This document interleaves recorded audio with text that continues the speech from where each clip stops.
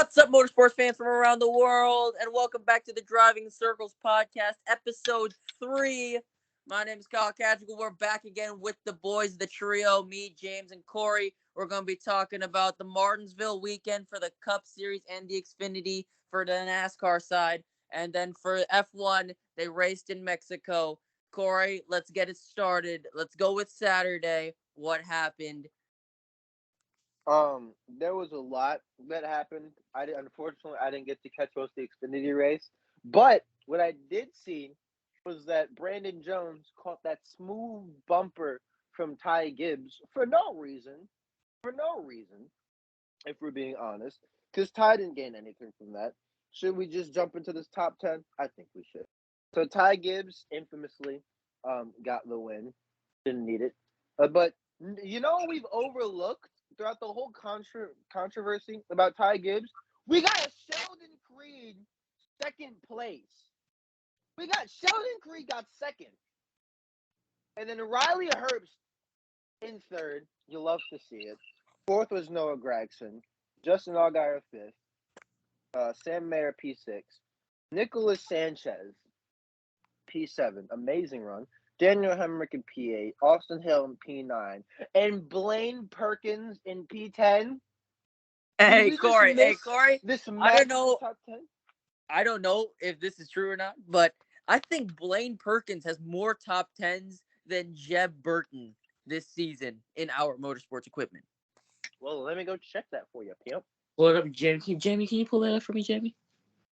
Speaking of Jeb Burton, he also finished 11th, and then Rajah Caruth in P12. Give this man a truck.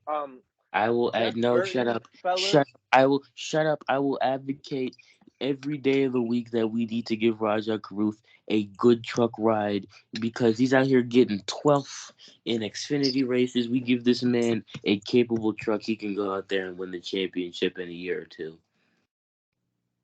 You say that like I'm not advocating. I want him in the 24 at GMS. Like, what do you mean? Also, Jeb Burton has 0 top 10s this year. That is what a fall off. He's doing his best. He's trying. James, are you a Jeb Burton sympathizer? I mean, he's trying his best. He announced that he was taking him and his big country mustache somewhere else. At the end of the season. Hey, well, we gotta get to the main point of this Xfinity race, guys. There's no way we can't beat around the bush. We just gotta go dive into it. Ty Gibbs, Brandon Jones, the clash of James's 2 favorite drivers in the Xfinity series. Utter collapse by JGR there, man. Instead of having 2 drivers in the championship 4, we have one very small, pretentious, self-righteous. That's both a Jesus and a Ty Dillon joke. You forgot "Walk on Water" by Ben Rhodes. Oh, that's true. He said he's gonna walk on water by Ben Rhodes. I'm gonna need you to stop making fun of Tyler Ralph Gibbs. What's your thought on the situation? This is out of control, James. He ruined what. Instead of having a 50% chance of a JGR championship, you now have a 25% chance. Why? He was safe, James. He was safe. He was over 30 points to the good. I don't know what you want me to say because watching that, I almost launched my phone 40 feet into the air. It was very stressful. I did want to commit suicide, but thankfully I got the proper help I needed at the time. Which brings us to today's sponsor, BetterHelp. BetterHelp. Focus on your mental health before you start watching NASCAR races. Use code DICKPOD today for 15% off. As you can see, guys, this Martinsville race has really got us joked out here. I mean, quick disclaimer: we are not sponsored. We are not affiliated with BetterHelp at all. We have no sponsorships. But Better Health. If you do want to sponsor us, though, just my mom is a shoot us a little DM so on the Dick Pod. If you want to collab with my mom, she's a therapist. So yeah, we got need to set up an email for this podcast. We need to set up a podcast so we can an email. So just DM us on Instagram. It's fine. Just DM us on Instagram if you want to sponsor us. All right. Well, yeah. DM us on Instagram. Anyway, Brandon Jones, the post-race interview, 10 out of 10, immaculate post-race interview. I mean, he basically shot the entire Joe Gibbs Racing organization in the heart by saying he is thankful that he is not going to be racing there next season. He basically said that what he's he happy wanted that to said respectfully though. That's the problem. He basically said in a nutshell, thank you for giving me 4 years of top equipment, but you guys can now go piss off because you guys suck. I think we can cuss now. Can we be vulgar now? We passed the 30. We are 6 minutes in. Okay, right, cool. Let's move on. AJ Allmendinger. Nobody seems to be talking about it, so we're going to talk about it. Makes us original. AJ Allmendinger collapse. The collapse that nobody saw coming. I don't think it was the playoff format that did AJ Allmendinger in. I think it was just AJ Allmendinger. As my dog breathes heavily as he swishes his head against the heater, I breathe heavily. Casper cameo. I breathe heavy in thinking that AJ Allmendinger is washed. No AJ Allmendinger washed. If anything, this should have been the old. hot take. This should have been the hot take. AJ Allmendinger is washed. He's old. He went to Cup too late. He's missed his window. AJ Allmendinger is washed, and he's not going to perform next year in the Cup Series. Mark my words. Damn. AJ did choke it. Other than his some semi decent run the other week at Homestead, he did absolutely crap at Vegas. Like, the car was just terrible. He couldn't do anything about it. And then this week he just doesn't do anything. I guess that's what happens. He got beat by Justin Allgaier. Hey. Justin Allgaier, Corey, was the third best junior motorsports driver all year. Hey. Speaking of getting beat, this isn't on the transcript for all you people that don't have the transcript, but we need to talk about the absolute buffoonery that went on pit road after the Xfinity race and why Austin needs to be suspended and needs to be taken out of that 21 car. It is an absolute disgrace. You just go up. It's not even Myatt Snider's fault that this big waddly penguin fat ass fuck didn't even make the Final Four. But he goes over there and punches him in the face and nothing happened. This is just buffoonery. You forgot he got on top of him. He got top control and he tried to do some ground and pound on Myatt Snider. Myatt Snider doesn't do anything bad to anybody. I just don't understand it. Austin Hill took out his frustrations on poor Myatt Snider, and it wasn't even deserving. And I think we deserve a fair rematch, and Myatt Snider needs to beat the hell out of Austin. The reason why Austin Hill punched him is because Myatt Snider said something to the effect of, and I'm paraphrasing here, you're something, you think you're a big shot because you drive for RCR. Keep in mind, Myatt Snider did race for RCR last year. And Austin Hill told Myatt to please get away from him multiple times. And then when Myatt Snider said that, I guess Austin Hill took that personally, and he just cleaned his clock, if you will. Well, let's shift over to looking at the playoff picture. The Final Four has been set. It's pretty much junior motorsports. If you hear Dale Jr. not being biased in next week's race coverage on Saturday, it's a lie. He's literally being so excited that he'll probably be making wrong calls. He's got 3 out of his 4 drivers in there. Almost all 4 of them. Shut the hell up, dog. Why? Why you gotta slander Sam all the time? I don't know. But basically, okay, so let's see here. We got Ty Gibbs, and Josh Berry, Justin Allgaier, and the man, the myth, the legend, Noah Gragson. Don't give him a champion's introduction. Just say Noah Gragson. Just say Noah Gragson. Don't say the man. We'll get into our predictions. We'll get into our predictions later on picks and stuff like that for both race winner and champion later at the end of the show. James, let's go with F1. Sunday, not even Sunday morning, it was Sunday afternoon, but we'll do it before the Cup race. If you were expecting an absolute barn burner in Mexico, you got absolutely nothing. That is one of the worst races I've ever watched. The midfield battle wasn't even that good. It was atrocious. Max won by a good 15 seconds. Checo didn't even get the home Grand Prix win that we were all hoping for. It was a shame. It was just a big kerfuffle of nothing. Our only big incident was Daniel Ricciardo absolutely running over Yuki Tsunoda and taking him out the race, which is very tragic. But Daniel Ricciardo got the penalty, then went on an absolute tear, went on to get 7th and giving himself driver of the day. And that's a surprise because I thought they were going to vote Vettel for driver of the day again, even though he didn't. Did he score points? He did not score any points. Well, people are going to praise Sebastian Vettel like he's Jesus Christ himself, like he's Ty Gibbs himself. Oh my God.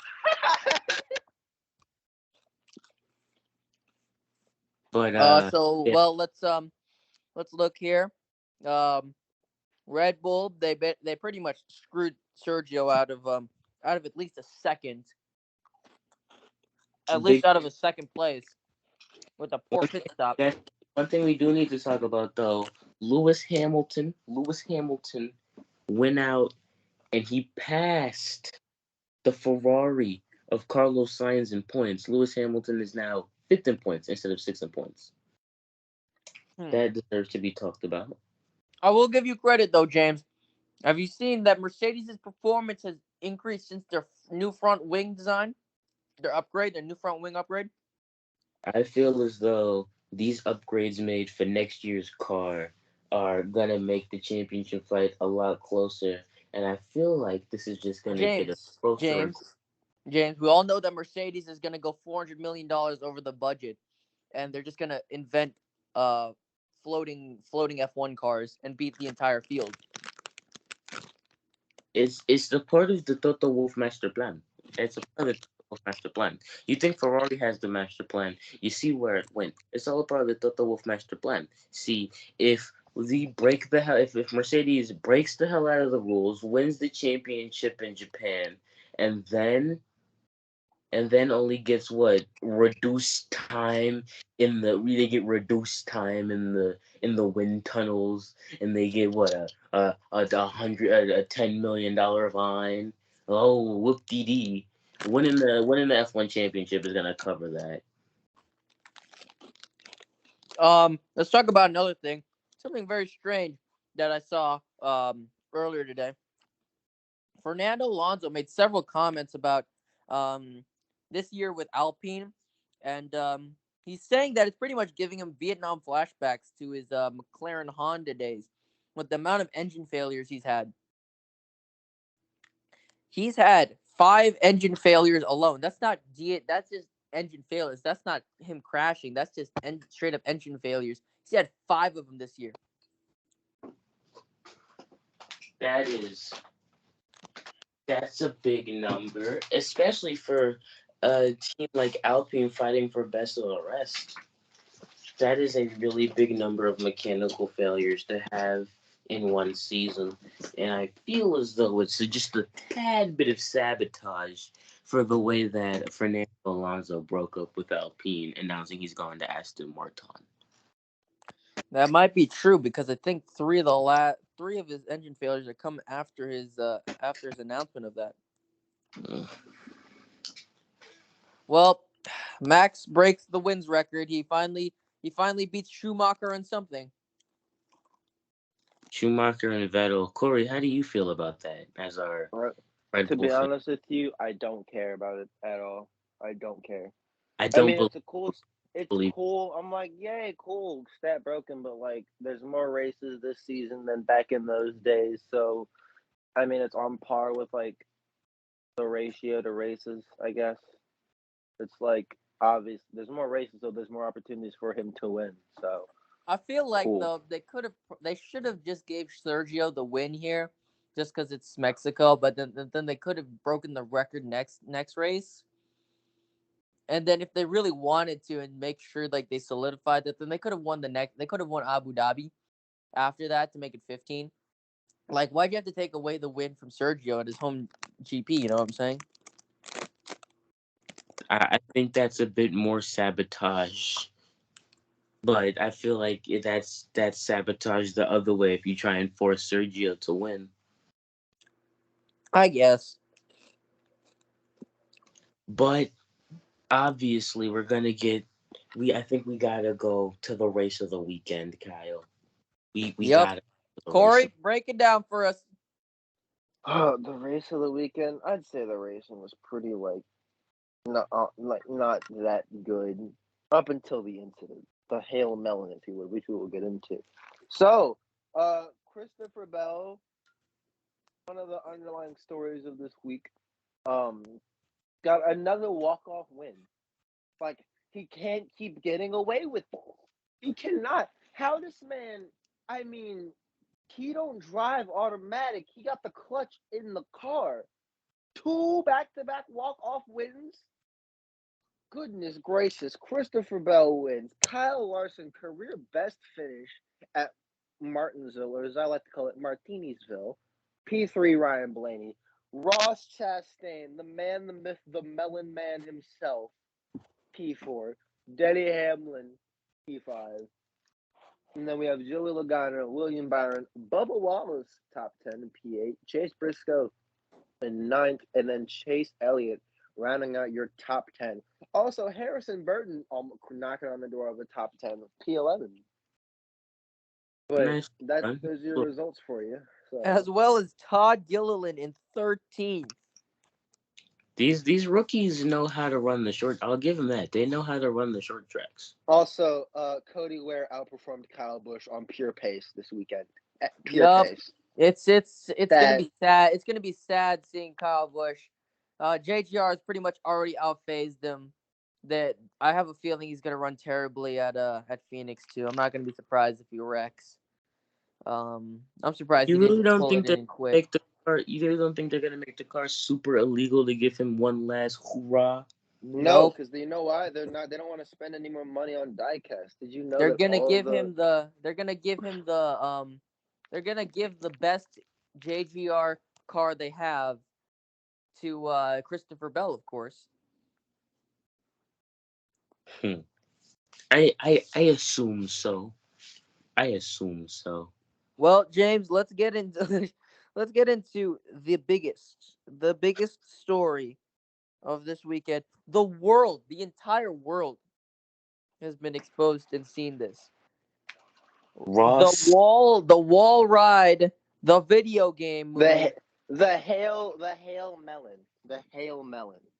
Ross Chastain, with 1 lap to go, was told by his spotter, "We need 2 more spots." He goes into turn 1 and 2 regular, nice on the bottom. He says, "We need 2 more spots." He says, "Confirm." Yes. Okay. Turn 3. Absolutely sends it, no lift, right into the wall. Wall rides it, makes up 6 positions, and ends up eliminating Denny Hamlin. That was indeed the craziest move I have ever seen. And personally, I'm not gonna say that I came up with it, but I have been saying for a couple years. What I've been saying at different tries. I've said to do it at Bristol. I've said just run the wall at Bristol. I didn't say do it at Martinsville, but I said what happens if you just punch it against the wall, no break, use the wall to turn, Need for Speed style. I I would like to get. I used it for some of my NASCAR heat wins. I would like to say that I'm a bit original, but Ross really did it with a real car, and all of Pitbull's money on the line, and he performed. And I'd like to say that is one of the greatest moves I've ever seen in my life. Yeah, I mean it was insane because when we were getting to the checkered flag and you saw Christopher Bell coming out of turn 4, Rick Allen and the NBC crew were just focusing on Christopher Bell. Oh, and here comes Christopher Bell. He'll win at Martinsville in another walk-off home run. And then next thing you know, he says, and then what does he say, James? What does Rick Allen say? He said, "Look at what he did." Ross Chastain riding the wall on the outside and barely getting squeezed by Denny Hamlin. That was insane. I really thought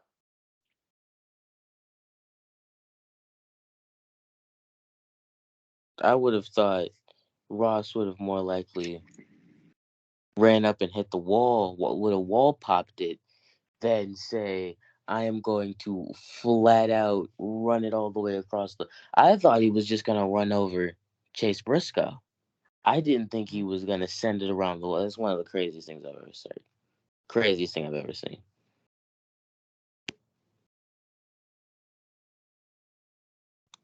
Like I can't imagine.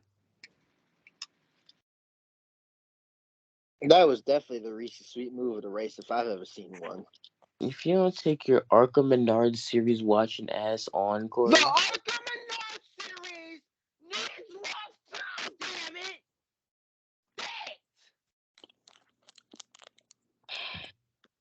okay, well, the playoff picture. The playoff picture. We got Joey Logano, Ross Chastain, Chase Elliott, boo, and Christopher Bell. That's who it was. He's so forgettable that I totally forgot about him. Don't call him forgettable.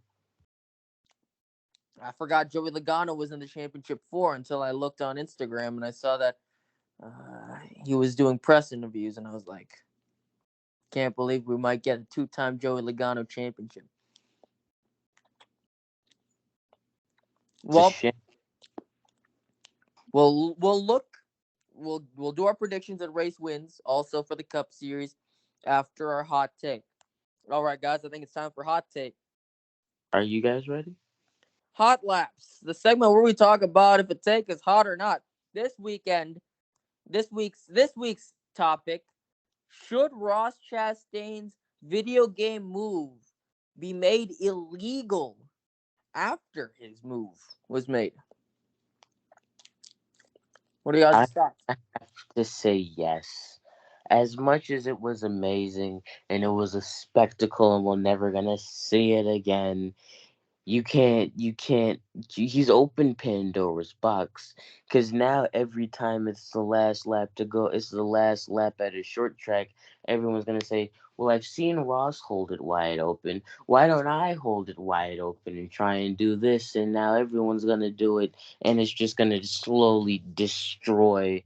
And then it's just gonna, and then teams are gonna catch on to it. They're gonna make the side of the car stronger so they can do it even more. It's just gonna destroy short track racing, and all this was good about short track racing. So I think they definitely do need to outlaw it. I think this is the same. This is the same situation as the Cole Custer, Chase Briscoe ordeal, where team manipulation, NASCAR tried to handle it. There ended up being a lot of loopholes, so I think they might let this one slide. But I think in the future they might try to outlaw this move. Because think about it. If let's say, you were running some sort of illegal suspension on the right side, but then you wall it and just run the wall in the last lap to jack it up, how are they going to know? You could be cheating and they don't know. Well, NASCAR drivers have been running illegal stuff and then knocking it loose on the final lap for a while. That's something that they used to do back in the Winston days. Just ask Michael Waltrip. But this time, James, they're going to be running the wall for wins. Hmm. It's a very interesting situation, and I do want to see what NASCAR does. I don't think that you're gonna have a lot of people in that situation where they're like, I guess I might as well do what Ross did. But still, it's still racing. Drivers are gonna do whatever it takes to win, and I feel like if we do create a situation where everybody is trying to ping it off the wall, then we most definitely have to ban it. Yeah, because you know what? I feel like you're right, James. This is a once in a lifetime situation.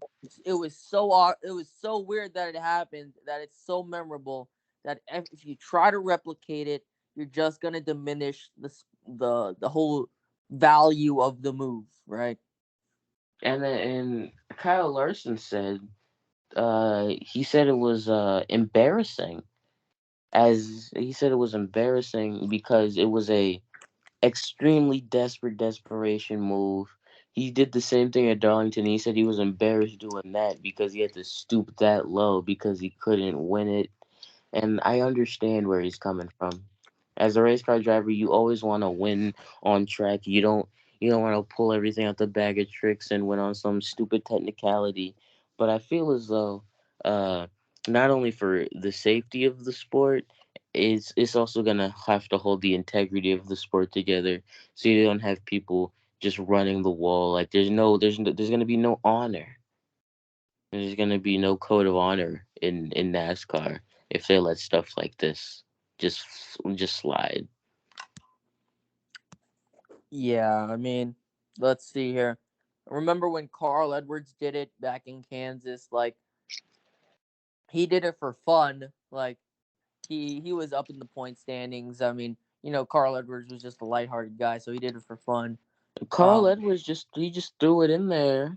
It didn't work, and he said, "Well, I didn't expect to stay in the wall. I knew I was gonna go in the wall. I just didn't expect to stay in there." But it wasn't like it wasn't like he destroyed the car doing it, and it wasn't like he gained a whole lot. He just tried something. Exactly. That's different from Ross Chastain. Ross Chastain just proved with the new next gen composite bodies that you can literally you can drag your car across a wall for an entire set of corners, and it's almost drivable. I won't say it's drivable. Ross had to keep it against the wall, and he barely got in the pit road. Yeah, they did have to push that car back. And they had to tow him back to the garage. But So my point is still proven that the new next gens are so stiff and structurally sound that these guys can get away with so much wall contact and still be able to finish the race. yeah. Well, that concludes hot laps, our weekly hot take. If you have any hot takes of your own, please drop them in the comments below or shoot us a DM on the Driving Circles podcast Instagram. We'd love to hear yours. We'll get to yours eventually, especially with the off season coming up. We will have more time to look into your hot takes. We might even do a couple episodes of just hot takes. With that being said, we'll wrap up this show with predictions of Phoenix. We got Truck Xfinity Cup. No F1. F1's taking a little bit of a break. We're gonna do both race winner and championship predictions. Uh, James, let's start with you. Phoenix Trucks. Who do you got? Winning the race, I have John Hunter Nemechek. And winning the championship, I have Chandler Smith. We are going to end Toyota KBM on a high with them winning the with them winning the race and the championship. And you're gonna see Chandler Smith, and you're gonna see Chandler Smith. You're gonna see John Hunter Nemechek, and you might even see Corey Heim doing triple burnouts, all nose to nose, and they're gonna shoot off fireworks, and it's gonna be a storybook Cinderella end to KBM Toyota. Corey, who do you got? So I got. You know what? Give me Ty Majeski. Ty Majeski, the short king himself. I mean, that is all. He's got the momentum. I'll tell you what, he's got the momentum. He won the last race at Homestead. But does momentum matter when they take 2 weeks off? When the trucks take 2 weeks off? He does have a short track win at Bristol, so he doesn't know how to get around a short track. I just don't know if ThorSport has that pace. My thing is, does momentum really matter when the trucks take 3 weeks off between every race? Like, yeah, I won the last race, but that was just about a month ago. Yeah, it kind of kills any momentum, kind of kills any sort of like building hype, because the trucks, you would get hyped for a race and then you'd be off for like 3 weeks, and then you forget that there's a truck race and then you get hyped again. But let's see here. My picks, I'm going Corey Heim. I have a feeling about him. I just got that feeling that 51 is going to go out on top, just like it did with KBM so many times over the years. And then my truck champion, Zane Smith. Notice how I have Zane Smith winning the championship, but I don't have him winning the race. I think he's got a fast truck, but he doesn't have a race-winning truck. I think he'll finish like I feel like he'll finish third or fourth, but the other guys will get into some trouble. And he'll just be able to capitalize, and he won't win the race, but he'll definitely take home the championship. I really hope that Zane does, because he has overall been the best driver. It's just that he's been struggling lately in the playoffs. Okay, let's hop over to Xfinity. James? I have Jesus Cristo himself, Ty Gibbs, getting it done, winning the race and the championship in his first full-time season, going out on a high, and then taking himself to the 18 Cup. I really hope you're wrong there, James, because I really do hope so. I really do not. I really can't wait. You just want to walk with the Messiah. That's what you do. You just don't want to. I can't wait to hear him just come down from his 54 Toyota Monster Energy car and just say, "Thank God." You're not rocking with the Saturday Night Savior? Unfortunately, not. Praise be to Ty G. The only thing he does is be a malice in the palace. Oh. Anyway, Corey, Xfinity picks. Give me Noah Gragson. Don't ask why we say it like that. It's an inside joke. You wouldn't get it. Okay. Well, just laughing at the inside joke. Anyway, Noah Gragson, most dominant Xfinity driver this year. If he doesn't win it, it's going down as a 2020 Kevin Harvick moment. At least he made the Final Four, unlike Kevin Harvick in 2020. So, I mean, he's already a step above that. 2018, Kyle Busch, Kevin Harvick.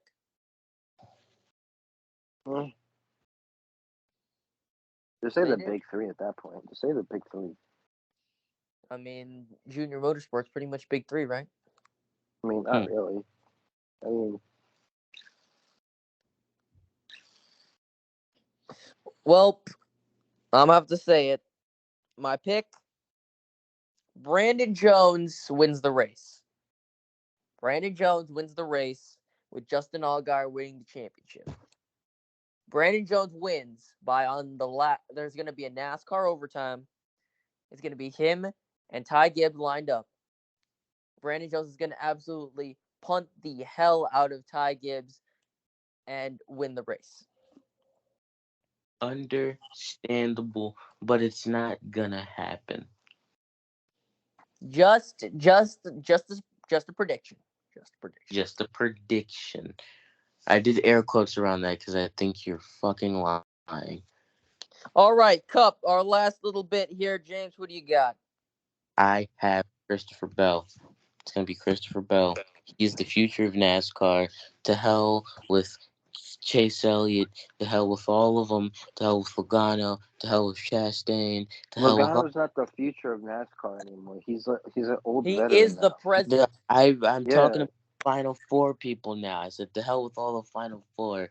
I want Christopher Bell. He's the future of NASCAR. He is going to lead this sport into the next to the next big what's it called? Resurgence. Renaissance, you idiot. The Renaissance. There we go. He's gonna lead NASCAR into the Renaissance. They're gonna beat F1 in the ratings war, and they're gonna go on. They're gonna be the number one motorsport in the world, all led by Christopher Bell. Why are you talking about this like it's Raw versus WCW Nitro? Why are you talking about a ratings Because war? Christopher Bell is Stone Cold Steve Austin in our WWF. What? All right. He's Corey, gonna beat WCW, which is Formula One. Corey, who do you got? Well, let me tell you something, son. Oh, Stone Cold Corey Johnson has Ross Chastain winning the championship because he's going to wild ride it all the way in the desert. They say watermelons can't grow next to cacti. Well, let me tell you something, son. That's going to be because Ross Chastain going to open up a can of whoop ass on the Final Four this week, and he's going to do hell out of water to win this championship. He's going to smash the melons like he's going to smash the competition, and that's the bottom line because Stone Cold said so. What? Well, looks like I'm the only reasonable one here that's going to give a prediction. Unfortunately, I'm going to have to go with the sad truth that Joey Logano might win this championship. He's going to win this championship, unfortunately. Way to douse our entertainment boner, Kyle. Hey, I'll tell you what, James. James, I'll tell you what. James. Guys, just hear me out, okay? Listen to these trends. Joey Logano has won every so-called hyped new race of the next gen 2022 season. The Clash, Joey Logano won. The first Darlington throwback race with the new numbers, Joey Logano won. The first Gateway Cup race, Joey Logano won. And now races has been doodle buns and cholesterol. Nobody cares about them. So now Joey Logano will win the 2022 NASCAR Cup Series Championship. Unfortunately, for all those 22 and 22 people, you know who you are. We're not going to appeal to the Joey Logano fans of the world. Kyle's pick has been named invalidated. Hey, we are not. Hey, I would rather pick Joey Logano than Chase Elliott. Mm-hmm. Yeah, that's right. That's right, you Chase fans. Come after us. Come after Driving in Circles podcast. We want all the smoke. Oh, wait a minute. Who is we? Don't get me wrong. I love dunking on us, friends, but this is your battle. This is your battle. Go after you, Kyle Casual. You're gonna go. They can't say nothing to me because Kyle Larson, Daddy Larson, Elliott got absolutely sunned by Larson last year, so they can't say nothing. So 2021. Well, guys, that wraps up the Driving Circles podcast, episode 3. Remember, if you're a Chase Elliott fan, air all your grievances with the number one host, Kyle, aka Casey Fresh, on Instagram. And if you catch me on Monday, if there's a story or a post about Chase Elliott crying, that is me who posted it. All right, thank you guys. Make sure to like, comment, and subscribe. Share this video with all your friends. James, hit that outro music.